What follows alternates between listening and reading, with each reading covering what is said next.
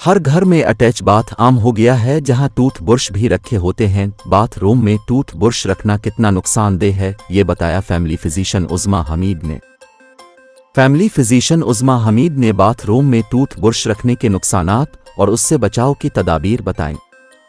Doctor उज़्मा हमीद ने कहा कि हमारे घरों में अमूमन छोटे बाथरूम और अटैच बाथ होते हैं और अक्सर में टॉयलेट सीट के साथ ही वॉश बेसन लगे होते हैं। जब हम फ्लैश करते हैं तो इससे फीकल फावंटीन नामी जरासीम फैलता है, जो 4.5 से 6 फुट तक उड़कर बुर्श और दीवारों पर फैलता है।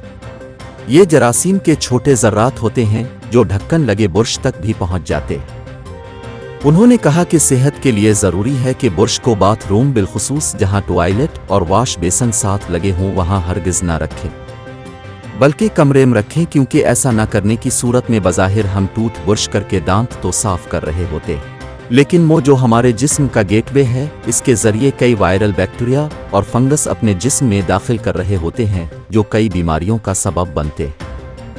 डॉक्टर उज़्मा ने कहा कि टूथ ब्रश को इस्तेमाल के बाद दुरुस्त तरीके से खड़ा करके रखा जाए ताकि वो जल्द खुश्क हो जाए, क्योंकि गीला पान जरासीम के पनपने के लिए बेहतरीन माहौल होता है।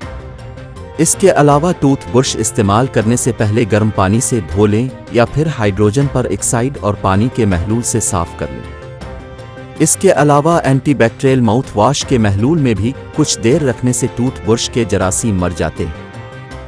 फैमिली फिजिशियन ने कहा कि हमने खुद अपनी जिंदगी को मुश्किल बना लिया है अगर छोटी छोटी बातों पर अमल करें।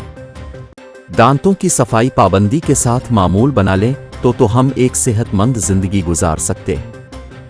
डॉक्टर उज़्मा ने कहा कि सिर्फ टूथ ब्रश ही नहीं, बल्कि बाथरूम में लटकाए गए पहनने वाले कपड़े और तौलिया भी इंसान को कई बीमारियों में मुब्तला कर सकते हैं।